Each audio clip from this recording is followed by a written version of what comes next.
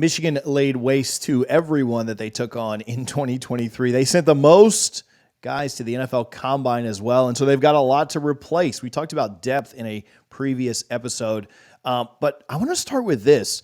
Michigan kind of bucked the national narrative and bucked the national trend of you've got to recruit at the highest of elite levels, top 5 classes every single year to be able to compete for and win a national championship. How was Michigan able to do that? Well, you look at some of the guys they got who were not, quote, 5 stars, they should have been.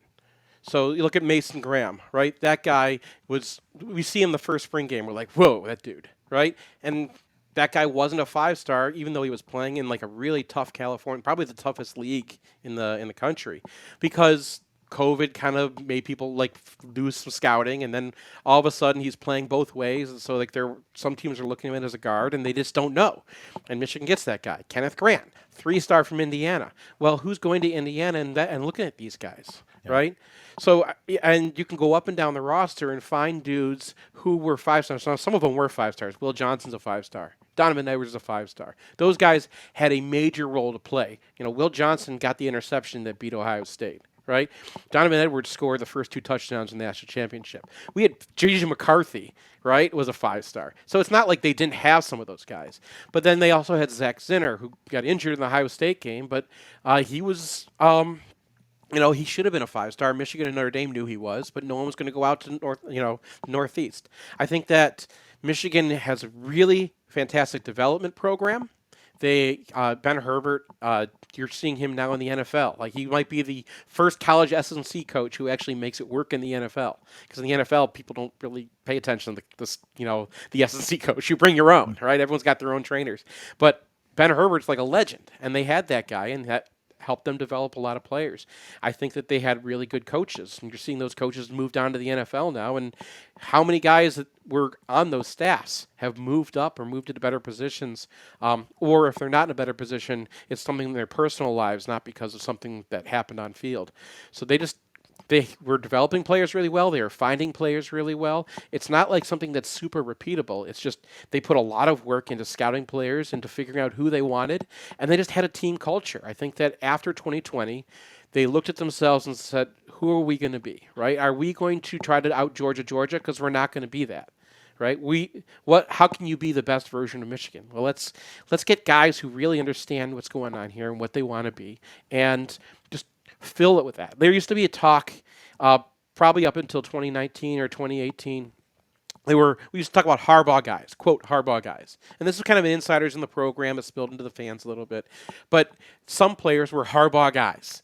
Blake Corum would be a Harbaugh guy. Mason Graham would be a Harbaugh guy. Well, these guys that's the whole team now. What they did is they looked and said, well, why are we just differentiating between some players who are just here to like get their money and go to the NFL, and some players who are just really self-motivating, very positive individuals, take care of themselves, don't really have any, and you want to see if it's repeatable. It's not that repeatable because like you have to pick a people if you're going to do that, right? Sure. It's not like any team could turn around and be like, oh, I'm just going to take good guys, and that's going to work out well, right? That works for some Alabamas and Georgias. Like, they get some fantastic players who are fantastic people because they get their first pick of players.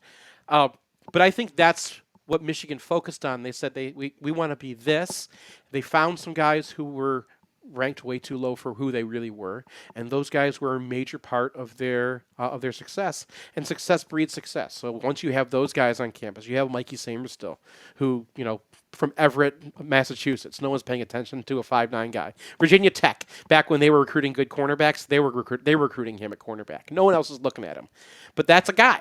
That's an important player of their team. And he was also friends with Josiah Stewart, so he brings Josiah Stewart along as a transfer. Now you got 2 spots filled, right? That's how this team came together. Yeah. QB position is obviously the most polarizing. JJ's potential success level in the NFL is certainly a polarizing topic, but he was great at Michigan and did really well. Going to have a new quarterback this year, going to go obviously in a new direction with him moved on. I might be asking a dumb question here, but is that the toughest position you feel like is going to need to be replaced well this year? Oh, absolutely. I mean, that's easy. Yeah. I mean, we saw the spring game and didn't really change our thoughts, except for one of the candidates really showed that he isn't, and one of the candidates that we were starting to write off because he had a bad year last year showed that he might be in the running, but it's really hard to replace J.J. McCarthy, and it's really hard to do that in college football, right? You have a five-star quarterback, no one wants to line up behind that guy. So they had, Dante Moore playing, down in Detroit, just a few miles away from Ann Arbor, and they couldn't get that guy. They couldn't get him on the back swing either because they weren't sure if J.J. McCarthy was coming back. And now they got Bryce Underwood, and he's going to LSU, and so they've been having trouble getting that dude to commit, and they had a lot of trouble in the last few years as well. So they didn't have someone lined up behind JJ. Alex Orji has a lot of talent, but he's a Tim Tebow. So you're going to have to really gear your offense if you're going to make that your guy, and trust that he's going to make it through a season. And we're not talking about a season where you just play a bunch of UMasses until it's time to play Ohio State, right? They got Texas, they got USC, they got Oregon. There is a lot of pitfalls on this schedule, and they start early. So it's not like they can just trust that Alex Orji is going to go bang away a bunch and be healthy by Ohio State. And I think that's probably the biggest weakness on this team. I think Michigan's got their ears to the ground in case there's an elite guy who pops, and maybe them and USC have a little bidding war over that guy or something. But that's probably not happening. I think that you just don't replace J.J. McCarthy, and you look at what you got and you try to make it work. They brought back Jack Tuttle too, so there is a floor of fairly decent FBS starter, but fairly decent FBS starter, at best gets you to the first round of the playoffs. Yeah. Michigan also excelled at the trenches last year and just pushed around Alabama and anybody else that they saw across the line of scrimmage on both sides. How good will Michigan be there up front as well again this year? I mean, you lose everybody that started last year, so it's tough. They've got a center who's been kind of put off by transfers last year, like Olu Olatimi fell in their laps one year, and then the following year, Drake Nugent fell in their lap. So Crippen has been waiting. He's going to be a captain. They're pretty solid on that guy. Gio El-Hadi is another guy. He's been playing. He started a few games as a sophomore, as a redshirt freshman, and now he's going to be a redshirt junior. He's injured right now, so we didn't get to see him in spring. But those are a couple spots where if someone got hurt last year, they would have brought him in and they would have been fine. The guy that they did bring in last year, he also went to the NFL. So they're a little light at tackle. They got Miles Hinton, who was a former five-star. I think they're going to get, he's going to be a decent starter out at left tackle. Right tackle, they're kind of looking at their options. But remember, these guys stuck around, right? They brought seniors back who were on their fifth years of playing. So, there was a lot of time to build up depth behind them. Yeah. And we're now seeing, who won those battles that have been going on for 4 years in some cases to replace them. And they might have one spot that's a little weak. They picked up Josh Preeb from Northwestern, who was an all Big Ten guard. So they're pretty fine, I think, at 4 spots, and then the 5th spot. But there were some weaknesses last year, too. You remember, Penn State just blitzed them out. They couldn't stop those guys. Now, Penn State had some elite edge-bending edges, and Michigan has some of those guys too. So it's hard to tell in practice what's going on. But they weren't perfect, and they lost Zach Zinner last year too. So they kind of had to soak up a little bit of injury.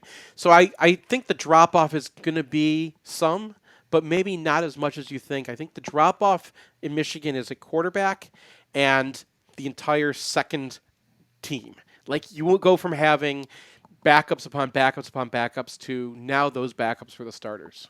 Yeah. And they don't really have that next run behind them yet. I want to get never short on these. I want to get a bold prediction for this 2024 year, but I'll let you think about it while you tell people where they can find your work and follow you. Yeah, go to mgoblog.com, and you'll find most of the other stuff there. I'm also on Twitter at Misapagan. I think that's how you pronounce it. You're going to have to ask the ancient Roman emperor. What's your give me your hot take for 2024? Oh, man. I think Oregon's the best team in the Big Ten this year, which is such a weird sentence. That is crazy. Yeah, It might maybe not we'll even get be that into. hot of a take. It's just crazy to say out loud. Maybe you'll have to bring me on for a third segment. We'll have to Yeah. do what's going on in college football because it's so weird. But I think Oregon's like really tough this year. Who knows with USC? They got Texas. So I'm looking at maybe a 2 or 3 loss season. I think that Michigan's 50-50 to beat Ohio State at Ohio State.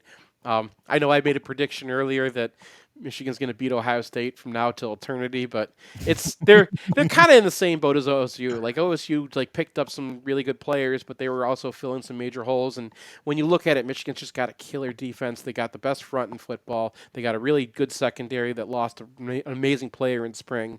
But they might have the best player in the secondary in the country anyway, in Will Johnson. So quarterback maybe limits the team a little bit, and they just got such a tough schedule. But I mean, you look at this team; they go 9-3, they're still going to the playoffs. So it's hard to gauge where we are right now because this is such a weird season. Like we're not college football as we know it is so over, and now it's like okay. How do I feel about a season where Michigan beats Ohio State and Columbus and then maybe loses them in the Big Ten championship? Like I don't even know how to process that yet. And then maybe sees them again in the playoff. So. Yeah, yeah. Like this is yeah. Take it's 2 out of nuts. 3. So Yeah. I asked Seth about some of the NCAA stuff that went down with Michigan last year. If you want to get caught up on that, you can click the video on the screen right now.